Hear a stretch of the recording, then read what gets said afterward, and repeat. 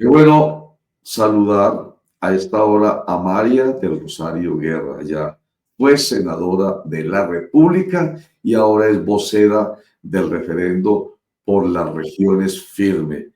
Recuerdan ustedes que lo hemos mencionado aquí varias veces, la búsqueda a partir de una propuesta del gobernador de Antioquia, Andrés Julián Rendón, de que haya una autonomía fiscal. Esa fue su propuesta como candidato a la gobernación de Antioquia. La explicó, él como economista nos lo explicó varias veces como candidato y bueno, se ha querido materializar y ello se logrará a través de un referendo, un mecanismo de participación democrática como lo es la consulta popular. Recuerden que hay 7 mecanismos de participación democrática constitucionales, artículo 302 de la Constitución Política de Colombia. Uno es el referendo, otro es la consulta popular, pero también está el plebiscito, está el voto. Recuerden que ahí vienen las elecciones legislativas de marzo del año entrante, vamos a votar, y las presidenciales de mayo del año entrante, vamos a votar. En fin, doctora María del Rosario Guerra, gracias por estar con nosotros aquí en Clickracia, el poder de la información a un clic, la democracia en información, formación para la democracia. Bienvenida. Roger, buenos días, un saludo para usted y para toda su audiencia. Gracias por estar con nosotros. Bueno, empiezo preguntándole cómo le cayó la decisión tomada por 132. Me imagino que el elegido no votó por él mismo, o de pronto sí, pero digamos 132 cardenales, bueno, la mayoría, no fueron todos tampoco, la mayoría por Robert Francis de Bosch, hoy León XIV. ¿Cómo le cayó? Roger, muy feliz. La Iglesia Católica tiene su pastor, un hombre estructurado, un hombre que viene de una comunidad muy importante para la Iglesia, como son los agustinos, un hombre que ha sido misionero, que ha conocido de cerca también la curia romana. Estamos hablando de un hombre no solo que viene de las Américas, nacido en Estados Unidos y vivido muchos años en el Perú, sino que conoce a los obispos del mundo. Creo que tenemos un pastor excepcional que se continuará la labor de San Pedro, porque aquí no es el sucesor del Papa Francisco, sino de San Pedro, pero que seguirá uniendo a la Iglesia y llevándola en estos tiempos tan difíciles para que siga cada día llevando el Evangelio a lo largo y ancho de este mundo. El sucesor de San Pedro, sí señora, tiene usted toda la razón, pero con tendencias. Permítame, yo aprovecho un poco, le meto a esto política, a la jerarquía eclesiástica, le hemos metido un poquitico de política porque sí nos han dicho los expertos que hemos entrevistado durante todos estos días, el Espíritu Santo pues obviamente jugará su papel muy importante en el cónclave, pero hay tendencias políticas e ideológicas al interior, y de hecho aquí planteamos que había una tendencia progresista, reformista, la de Francisco, una moderada y una conservadora y tradicional. Él, nuestro nuevo Papa, León XIV, es de cierta tendencia progresista y reformista, pero más moderado. Usted ya, desde su experiencia política, usted ve que hay ahí esa tendencia y que eso podría llegar incluso hasta polarizar, por la decisión que se tomó en torno a él por ser más moderado. Eso precisamente genera un ambiente mucho más diplomático al interior de la Iglesia. Que me gusta, que estoy segura que seguirá profundizando en la doctrina social de la Iglesia. Es muy rica la doctrina social de la Iglesia en temas fundamentales como el tema de mejorar condiciones de vida, de respetar la dignidad humana, de respetar la dignidad del trabajo. Es muy rica la doctrina social de la Iglesia también en temas de defensa y la importancia de la familia, como ese grupo fundamental que no solo tiene que preocuparse por la solidaridad entre sus miembros, sino con terceros. Yo creo que el Papa León XIV va a seguir profundizando, entiendo. Ya sabemos que León XIII fue el de la Rerum Novarum, que fue una encíclica para nosotros los católicos muy importante en materia de trabajo. Ahora que en Colombia estamos debatiendo esos temas donde es importante la dignidad, pero también es importante la generación de empleo y de riqueza, porque es que una va concomitante con la otra. Veo también en él una experiencia maravillosa, digamos, como pastor y como misionero que ha sido, y como agustino. Ustedes saben que San Agustín fue uno de los grandes santos de la iglesia y doctor de la iglesia, y esa comunidad está desplegada en la educación, en la formación de nuestros jóvenes, en un momento en que tenemos unas poblaciones en Europa y en muchos países que las familias no quieren tener hijos, que está disminuyendo la población. Me parece que el Papa León XIV va a ser importante su voz para seguir defendiendo los jóvenes, la formación de jóvenes, el aumentar y el comprometerse más y ser solidarios en las familias. Yo creo que aquí hay mucho tema y nosotros tenemos que ayudar es que lo más importante, la iglesia siga unida, la iglesia siga adelante, siga siendo ese faro de luz y siga siendo ese referente moral en un mundo que lamentablemente se ha deteriorado. Entonces yo tengo mucha alegría y mucha esperanza en lo que va a hacer León XIV en este momento para el mundo y para la Iglesia Católica. Es usted con una expresión y la explicación de esa expresión me deja tranquilo. Te habla de la doctrina social de la Iglesia. Es una, eso no tiene vuelta de hoja.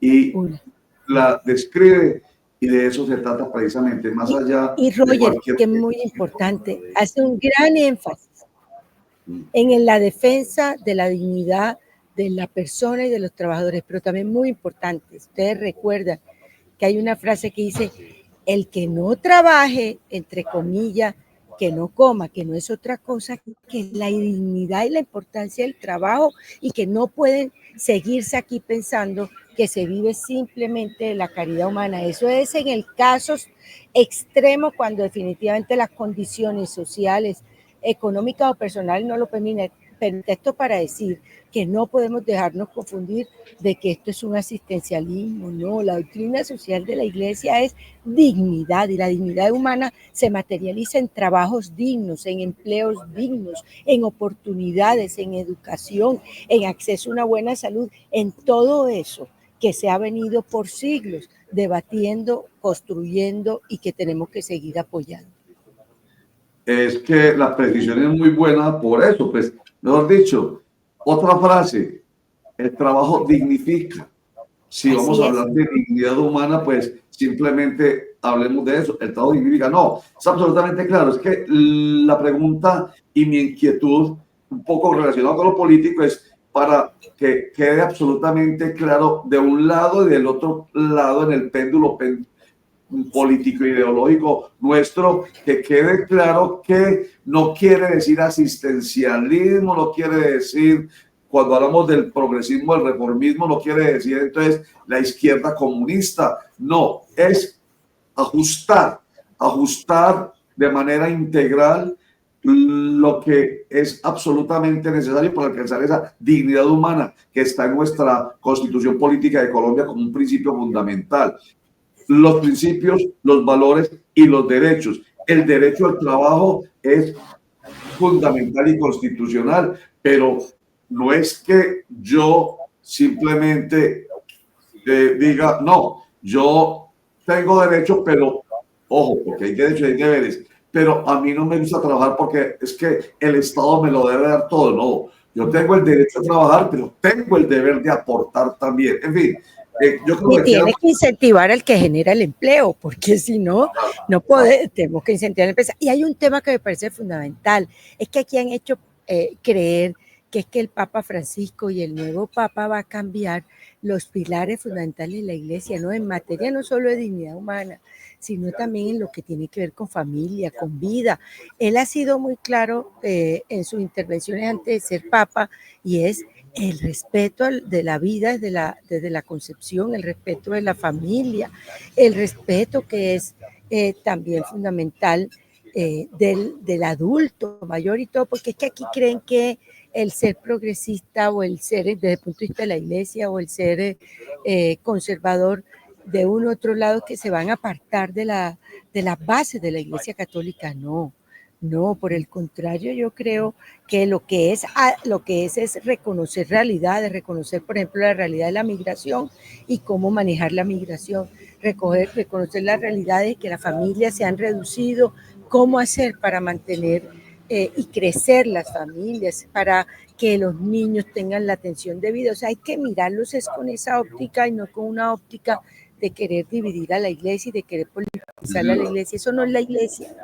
Sí, señor, no, clarísimo, y me alegra mucho la claridad suya. Oiga, y esto me lleva a hablar de los mecanismos de participación democrática, para lo cual le hemos invitado a usted. Pero voy a empezar con el de la consulta popular, porque se ajusta mucho a lo que estamos conversando. La consulta popular, que es un mecanismo democrático de participación constitucional, no quiere decir, como lo han planteado algunos, que es simplemente que la gente vote para que sus derechos laborales sean resueltos sin tener en cuenta el otro lado de la balanza. Por ejemplo, tuvimos esta semana el presidente de Acopia aquí diciéndonos, ojo, que esta consulta popular le va a costar mucha plata a las micro y pequeñas y medianas empresas. Entonces, tiene que haber un equilibrio, porque no es todo para un lado, sino pensar en la integralidad. Sobre esa consulta popular, ¿qué nos puede decir usted a propósito? Primero, eso es más un embeleco electorero del gobierno, que lo ha hecho tan mal en estos 3 años, que se ha equivocado tanto, que está buscando mecanismos para endulzar oídos sin tener realidades, y segundo, para hacer campaña por las elecciones del 26. Déjeme decirle, primero, que en una consulta popular, si se llega a lograr el mínimo que requiere la Constitución y la ley, no obliga lo que ahí se contiene. Lo que es un indicativo. Eso es muy importante. Recuerdan ustedes cuando nos metieron con lo de la consulta anticorrupción, etcétera. Después tiene que ir al Congreso para que se desarrolle. No es automático como sí lo es con el referendo, en el caso de que haya una modificación a la Constitución, en este caso porque es un referendo constitucional. Segundo, mucho de lo que está en esos puntos ya está en la ley, y ya están en las normas, y lo que no podemos hacerle creer a los ciudadanos es que, como lo dicen unas preguntas que son intencionadas con fines políticos, y que es una pregunta que en vez de mejorar condiciones de los trabajadores, lo que va a hacer es marginar más a ese cerca de 60% que es informal, pues vamos a seguir con un gran problema social. El problema hoy es para los trabajadores que están en la informalidad, que son los cuentapropias, que son aquellos que trabajan en la calle, que trabajan en el rebusque, que están en el sector rural. El 80% de los trabajadores rurales son informales. ¿Y qué es lo que nos debe preocupar? ¿Cómo hacemos para que esas personas trabajen formalmente, con seguridad social, con horarios, con toda la dotación que se exige? Eso es lo que tenemos que luchar, pero no como lo está planteando hoy el gobierno, que es seguir ayudando a ese grupo de los sindicatos que ya tienen de por sí unos privilegios, ignorando la realidad de más del 40% de los colombianos que están en condiciones que ameritan tener unas oportunidades de formalización. Sí, señora. Entonces, una síntesis es, la consulta popular no es vinculante, el No referendo sí es vinculante. El referendo, sí. Hay varias, usted bien lo dijo, Roger, hay varios mecanismos de participación. El referendo nuestro que estamos proponiendo, y que ahora les voy a hablar el alcance, es un referendo constitucional, porque es invitar a los colombianos para que hagan una modificación a un artículo de la Constitución, de manera específica el artículo 298, que se refiere a los departamentos, a su alcance, a sus competencias, y nosotros lo que que queremos con el referendo es que quede incluido ahí fuentes de financiación de los departamentos para que puedan cumplir sus funciones. Entonces, el nuestro es un referendo constitucional que si logramos, como estamos trabajando para ella, la aprobación, eso entra automáticamente a modificar la Constitución. No así la consulta, porque la consulta no es vinculante, sino es simplemente es escuchar al pueblo. El referendo no, el referendo es vinculante, como vinculante es el plebiscito. Sí, señora. Javier Arboleda está por ahí levantándonos la mano. Bien pueda, Sí. Javier. Adelante. Doctora María del Rosario, buen día, cordial saludo. Primero, ¿cuál es, pues decir, por qué no dejar que la gente opine? Es decir, ¿cuál es el temor a que la gente vaya a las urnas y diga, estoy de acuerdo, no estoy de acuerdo? No sé si ese es el espíritu de nuestra Constitución. Y segundo, ¿cuáles son las normas que están en esas preguntas que ya están que ya hacen parte de nuestra legislación? Que entiendo, pues no sé si las desconozco, pero no sé cuáles son esas normas que ya hacen parte de nuestro ordenamiento jurídico. Javier, déjeme primero decirle que miedo a la participación ciudadana ninguno, porque nosotros que nos hemos hecho elegir por el voto popular no le podemos tener miedo a seguir participando y pronunciándose. De hecho, nosotros fuimos a la calle y recogimos más de 3.300.000 firmas. Con esos 3.300.000 firmas para modificar el artículo 298 de la Constitución, para dejarle unas fuentes de recursos para que puedan realizar sus competencias y sus responsabilidades en los departamentos, la registraduría nos avaló para el referendo por la autonomía fiscal más de 2.184.000 firmas, superando el mínimo por ello requerido. Ya con eso, fíjese usted, está hoy en el Congreso, en la Comisión Primera, tiene ponentes. Ayer se realizó la audiencia pública en la Comisión Primera con importantes expertos y juristas opinando sobre el tema y ahora sigue su trámite. Si nosotros logramos que el Congreso vote sí a que continúe el referendo, pasa a la Corte Constitucional y si la Corte Constitucional da su voto positivo para que sea exequible, el gobierno nacional tendrá 6 meses para convocarla y nosotros tenemos que ir a lograr el favor del pueblo colombiano. Pero lo que quiero decirles es que la participación no nos da temor. Lo que uno no puede es utilizar, la participación, la participación ciudadana con, digamos, poner al pueblo a pronunciarse y a estar recursos cuando sabemos, de un lado, si ya están o no, y si se puede hacer sin necesidad de ese mecanismo. Porque usted también puede con encuestas consultar al pueblo y usted también puede con otros mecanismos consultar al pueblo, pero usted llevar al pueblo para que ratifique lo que ya está en la Constitución y en la ley, primero no es correcto. Segundo, cuando usted quiere desconocer al Congreso, es que una de las instancias del poder público son 3. Una es el Ejecutivo, a cuya cabeza está el presidente, la segunda es el Legislativo, a cuya cabeza está el Congreso, y la tercera es el Judicial con sus cortes. Entonces, si una de las ramas quiere desconocer al Congreso, no es correcto. No es correcto querer ignorarlo con una consulta que no va a resolver ese debate que está en el Congreso porque le toca volver al Congreso. En el caso nuestro, el referendo, para que los que nos oyen y nos siguen no se confundan, es que nosotros estamos haciendo una modificación a la Constitución. Una vez esa modificación logre todos sus trámites, el Congreso de la República obligatoriamente tiene que reglamentarlo. O sea, si se aprueba que se incluya que va a haber 2 impuestos de renta y de patrimonio que serán de los departamentos y que ellos lo distribuirán de acuerdo con criterios de equidad social, subsidiariedad, entre otros, el Congreso ya mediante ley tiene que desarrollar ese mandato constitucional. Entonces son 2 temas muy diferentes.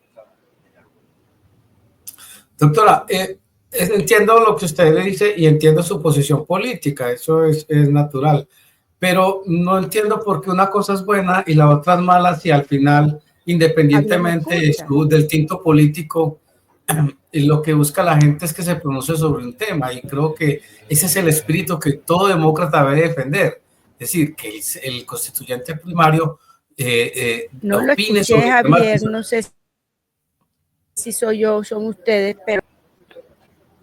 Doctora, ¿cómo me escucha ahí? Ahora sí te escucho mejor, pero se me fue la idea, Javier, que dijiste antes, qué pena.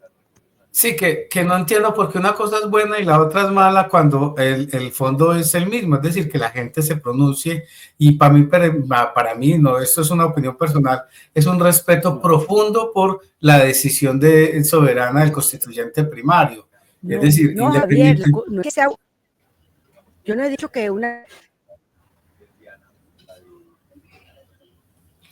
Doctora, Javier, no, se le yo no he está dicho que una cortando consulta sea la mala, es un mecanismo comunicación. de participación. ¿Me Ah, es repite, la por mía, favor? es la mía. Repita, doctora María del Rosario, repita la respuesta esa que se le fue en el instante en que la respondió. Ah, sí, gracias. No, Javier, yo no estoy diciendo que una consulta popular sea mala, no, es un mecanismo de participación. Lo que a mí no me parece correcto, Javier, es que si ya se debatió en el Congreso y en el Congreso consideraron que no era viable votando lo negativo, ¿por qué se desconoce el Congreso para satisfacer unos intereses de un gobierno que sabe que mucho de eso está en la Constitución y la ley, o que lo puede sacar, como lo ha visto en el tema de la salud, que lo puede sacar vía decretos u otros mecanismos?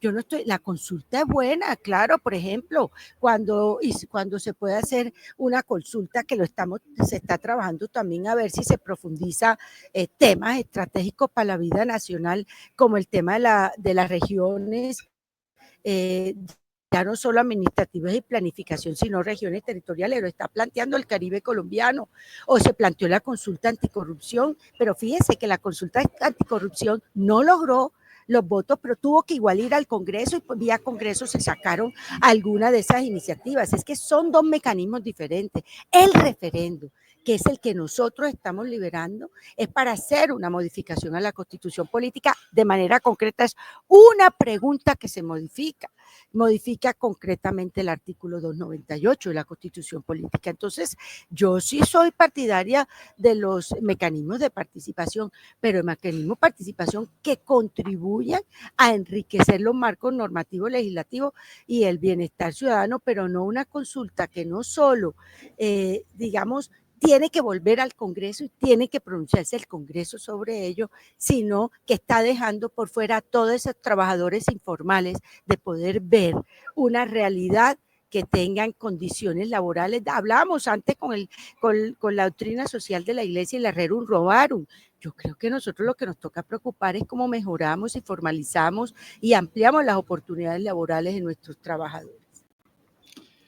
Antes de que hablemos, ya vayamos hablando sobre el referendo, esas diferencias, para que nos quede muy claro lo que hemos venido hablando con usted. Aquí en pantalla vemos rápidamente unas diferencias. El texto, el referendo es un texto normativo, ese es el objeto del referendo. La consulta popular es una decisión política que es de trascendencia, las dos son de trascendencia.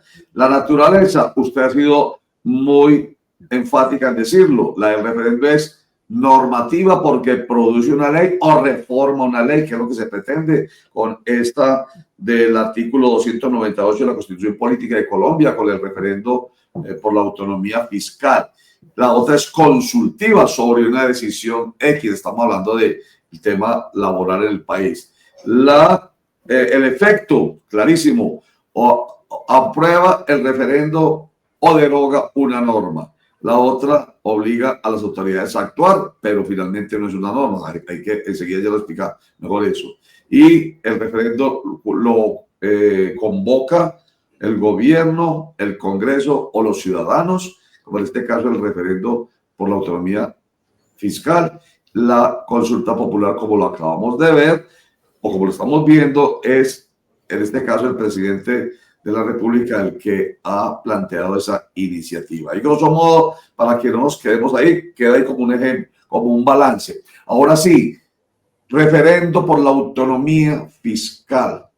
Entonces recordemos nuevamente qué es lo que se pretende con ella, porque para que vayan a votar ya nos dirá cuántas personas tienen que ir a votar ese referendo. La gente tiene que saber qué es lo que va a ir a votar.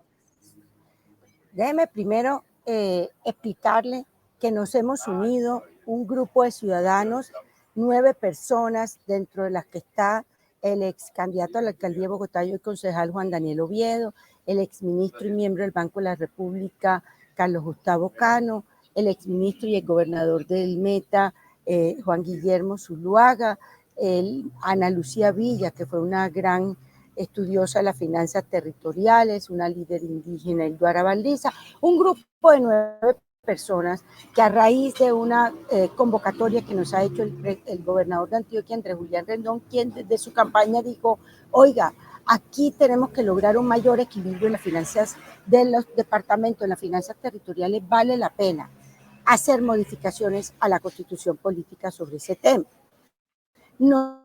Nosotros concretamente que estamos proponiendo, hay un artículo, el 298 de la Constitución, que habla de qué pueden hacer los departamentos en términos generales, pero no dice la Constitución cómo financiar a los departamentos, mientras que en el caso de los municipios sí hay explícitamente en la Constitución la fuente de financiación, que son los prediales, los impuestos prediales, y por supuesto la nación tiene también su fuente de financiamiento. Estamos hablando que el 83% del recaudo en el país es de la nación, el 13% es de los municipios y solo el 4% de los departamentos. Entonces los departamentos dependen hoy de los ingresos que recibe del Sistema General de Participación, que son pocos y tienden a disminuir, y de los impuestos que son al vicio, al cigarrillo, al alcohol, a los licores, y a los impuestos a los vehículos. Esos impuestos de cigarrillos y de licores tienden a disminuir porque son impuestos que son, digamos que van muy asociados a desincentivar el consumo. El único que aumenta es el de los automotores, pero que también por sus efectos ambientales, etcétera, tienden a ser afectados. Entonces lo que queremos es cómo se van a financiar los departamentos, y por eso nosotros estamos proponiendo en el referendo que ese artículo 298 de la Constitución, que habla de los departamentos, se le incluyan 2 parágrafos. Uno, que se diga que el impuesto de renta y patrimonio será de todos los departamentos y que se distribuya, y el segundo es que se distribuya de acuerdo con criterios de equidad social, de solidaridad, de subsidiariedad, entre otros. Cuando esta modificación a ese artículo de la Constitución se logre, nosotros entonces tenemos que ir al Congreso para que el Congreso reglamente ya las particularidades de ese cambio. Hoy nosotros ya estamos en la Comisión Primera del Senado, ya hay ponente, ya ayer fue la audiencia pública y estamos a puertas de que se radique la ponencia. Luego tenemos que lograr, porque esto es una ley que tiene que sacar el Congreso para que se convoque al referendo. Y por eso entramos al primer debate, son 4 debates y una vez se surtan pasa a la Corte Constitucional. Entonces el referendo nuestro es un referendo constitucional para agregarle a un artículo de la Constitución esos 2 parágrafos que lo que buscan fundamentalmente es definirle una fuente específica de financiamiento a los departamentos y al Distrito Capital. Eso es lo que buscamos con el referendo. Doctora María del Rosario, hagámosle un poco de pedagogía a nuestros internautas. ¿Cuánto, por ejemplo, en el caso de Antioquia, no sé si lo conoce, o en el caso que usted conozca, cuánto le aporta vía impuestos a un departamento de la nación y cuánto se le devuelve?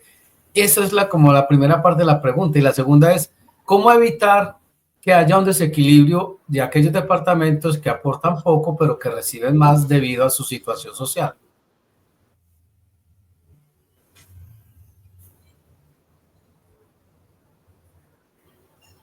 Es claro que el referendo hoy,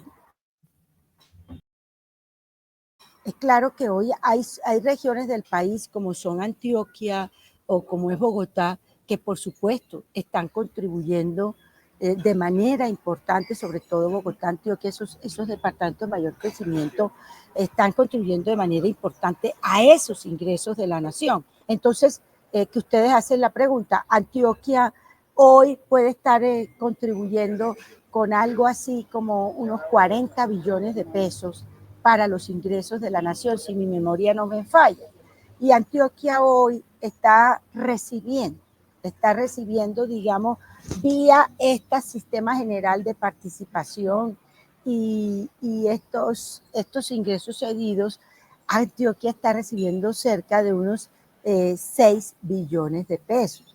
¿Qué es lo que se quiere con el referendo? Que no solo las que más contribuyen reciban más, sino que las que menos contribuyen también reciban más. Entonces Antioquia no va a recibir lo que le correspondería, que fueran aproximadamente unos 11, 12 billones, sino que reciba alrededor de unos 9 billones, pero que el Bichada o que el Baupés o que el Guaviare, que no tiene cómo contribuir a los ingresos de la nación de manera significativa porque no tiene suficientes empresas que generen impuestos, etcétera, no reciba lo que recibe hoy, que son 500.000 millones, sino que pueda recibir aproximadamente 1 billón o 1.200.000 millones de pesos. Entonces, todos los departamentos con este referendo van a incrementar en al menos un 40 o un 50% lo que reciben hoy. Todos, absolutamente todos. Y esto nos va a lograr que haya una mayor equidad al interior de ellos.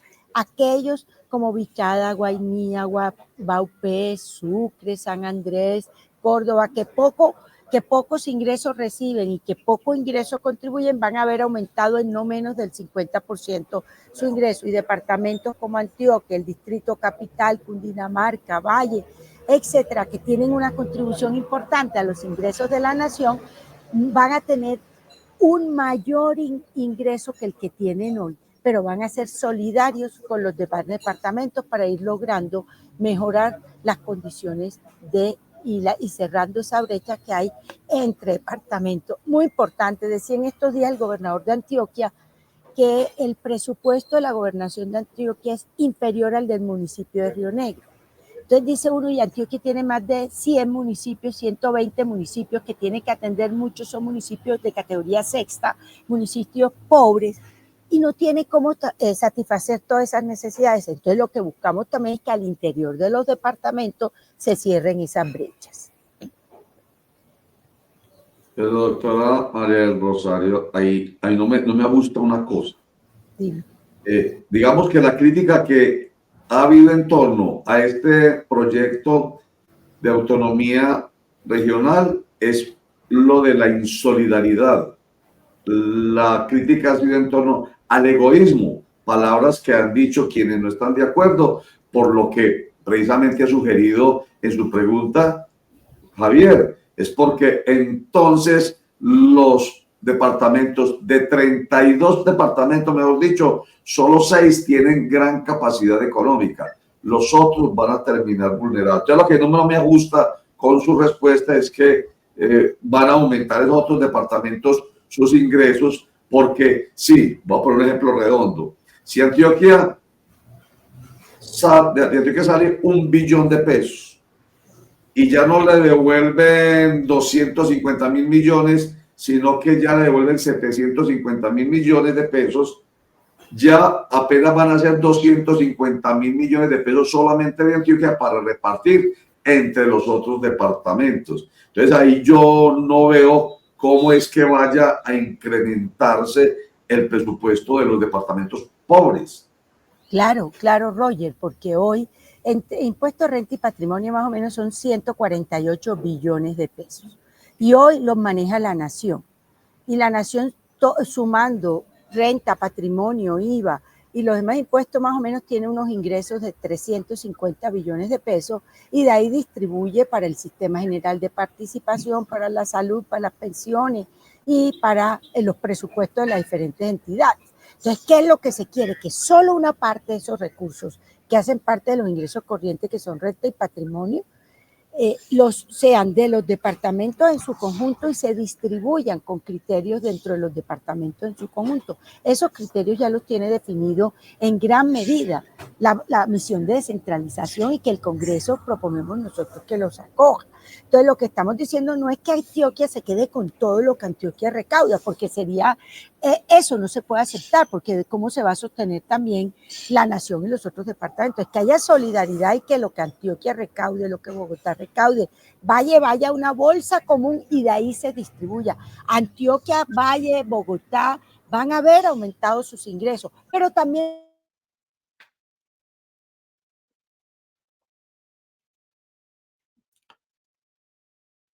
la he perdido yo, será mi internet, no, sí se nos congeló viendo yo aquí el monitor, la doctora María del Rosario Guerra, quien nos está explicando cómo funciona en la práctica este proyecto de autonomía regional, que busca modificar el artículo 298 de nuestra Constitución Política de Colombia.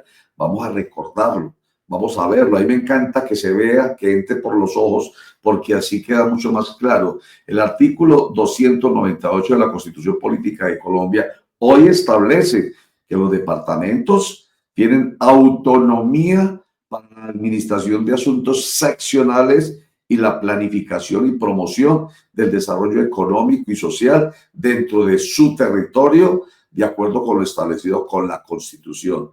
Esta autonomía se refiere a la capacidad de los departamentos para tomar decisiones y gestionar sus propios asuntos, así como para desarrollar sus planes y programas de desarrollo de acuerdo con sus propias necesidades y prioridades. Entonces, se busca, como lo explicábamos al principio con la doctora María del Rosario Guerra, una cosa es la consulta popular, que es otro mecanismo democrático de participación, y otro es el referendo. El referendo tiene la gran posibilidad de modificar la norma. Esta es la norma de normas, que es la Constitución Política de Colombia.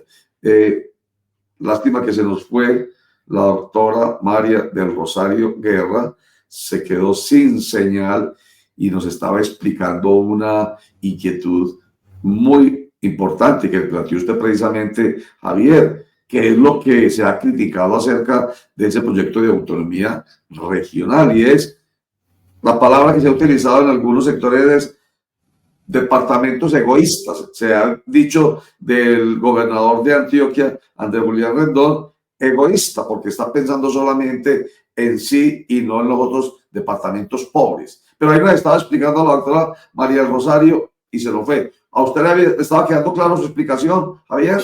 Sí, pues lo que ella dice a mí me quedó muy claro, que todo va a una bolsa y la bolsa se distribuye. Lo que pasa es que me imagino, creo yo, porque las matemáticas son exactas, don Roger, es que esa bolsa le va a quitar recursos a la nación. Es decir, si bien entonces se le va a aumentar las transferencias a departamentos como Antioquia y también a departamentos como Chocó, ese faltante alguien lo tiene que asumir, y en este caso me imagino que es la nación. Ahí es un tema complejo y no sé eso en el debate qué tan expedito pueda salir de esa manera, porque recordemos que, y en este país, usted lo sabe muy correctamente, don Roger, el tema de las transferencias también es un tema del que hacen uso los políticos para conseguir votos en las regiones. Los políticos que aprueban las leyes. Sí, pero miren, es que la inquietud que usted acaba de tener es la misma inquietud que yo tenía y que le planteamos a la doctora María del Rosario Guerra. Yo por el ejemplo con 1 billón, hagámoslo mucho más sencillo, y usted acaba de decir una palabra o plantea una expresión que es muy lógica, que todo el mundo la entiende. Las matemáticas son muy precisas. Sí, mire pues, esto tiene que ver con la descentralización real. Nuestra Constitución Política de Colombia tiene esa característica, la descentralización. Y ese artículo 298 de la Constitución que busca reformar el referendo es muy claro y habla de la descentralización. Sin embargo, nosotros seguimos siendo, según nuestro artículo 1, el primer artículo de nuestra Constitución Política de Colombia, nosotros seguimos siendo una república unitaria. centralista, a pesar de que administrativamente haya descentralización, pero es centralista. De ahí que los recursos vayan al gobierno central y de ahí se distribuya. Lo que se viene planteando desde hace mucho rato es que hay demasiado centralismo en el manejo, por ejemplo, para lo que estamos tratando, el manejo de los recursos. Entonces, se producen recursos, unos más, unos menos, dependiendo de las características de cada departamento. Somos 32 departamentos. El Chocó no produce la igual cantidad de dinero, no voy a ser técnico, voy a hablar muy sencillo, que produce Antioquia. Mejor dicho, el Chocó no tiene una fábrica de licores de Antioquia, por ejemplo, que le aporta unas utilidades que permiten que el departamento de Antioquia tenga una mayor cantidad de dinero que va a una bolsa que es la del gobierno central. Ahí se centraliza y ahí la reparten. Lo que parece injusto y que por eso incluso no solamente se está hablando de autonomía financiera, que digamos que es la expresión morigerada y que es planteada por un economista como es Andrés Julián Rendón, de la federalización. Porque cuando se habla de federalización, se habla de seamos república independiente, que nosotros tenemos los suficientes recursos para vivir nosotros. No es justo que nosotros produzcamos tantos recursos, se vayan esos recursos para el gobierno central y ahí hagan con ellos lo que quieran, los distribuyan para todos los otros departamentos de Antioquia y le devuelvan una cantidad mínima al departamento de Antioquia. Por eso Juan Carlos Betancourt quiere ser líder de la República de Antioquia. Nos ha hablado aquí en 2 o 3 oportunidades de lo mismo. Nosotros tenemos con qué ser república independiente. Pero mientras no hay federalización, viene la buena idea, me parece a mí, digamos que como idea morigerada de Andrés Julián Rendón, busquemos la autonomía regional, que no se puede lograr sino a través de, por ejemplo, un referendo.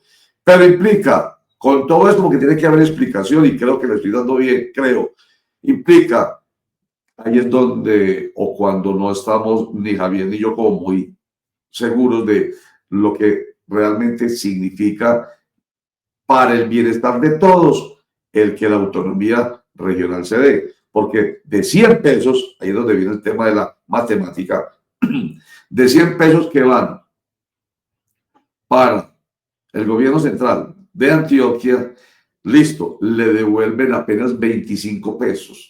Y eso no parece justo. Y los otros 75 pesos se distribuyen en el resto de departamentos. Lo que se quiere es que entonces de los 100 pesos no sean 25 los que se devuelvan, sino mucho más, 75, es como lo entiendo. Solamente quedarán 25 para distribuir. Ahí es cuando yo no entiendo, Javier, como nos lo decía María del Rosario Guerra ahorita, que va a haber mayor posibilidad de que los otros departamentos pobres tengan mayores recursos con 25 pesos que con 75. Sí, pero también implica, don Roger, que se van a desfinanciar muchos proyectos del gobierno nacional. Porque entonces... Eso, por eso, estamos de acuerdo. Estoy de acuerdo, estoy hablando de eso. O sea, se supone que el gobierno nacional debe tener unos recursos para financiar proyectos, pues yo estoy hablando de plata dirigido, pues como si sacaran los 25 pesos y los mandaran al Chocó. No, estoy diciendo es para qué, para proyectos, para programas y proyectos. En fin, lástima pues que se nos fue la doctora María del Rosario Guerra. No, pero ellos tienen las cuentas muy claras. Lo que pasa es que esas cuentas favorecen a los departamentos. Ellos lo plantean como una equidad, pero desfavorece las finanzas de la nación. ¿Qué tan conveniente es eso? Ese es el debate que se tiene que dar en el Congreso de la República. Sí, claro. Pero es que ya está explicando que no, pues que al contrario. Bueno, en fin, como que había un gana-gana, es lo que yo entiendo finalmente, y es lo que queríamos saber de ese problema tan grande. Perdón, el problema es que me dio por aquí por mirar algo que, buscando a ver si de pronto por aquí me estaban diciendo por el interno si estaba o no la doctora María Rosario Guerra, pero no está. En fin, dejémoslo por ahora ahí. Después tendremos la oportunidad de ampliar el tema.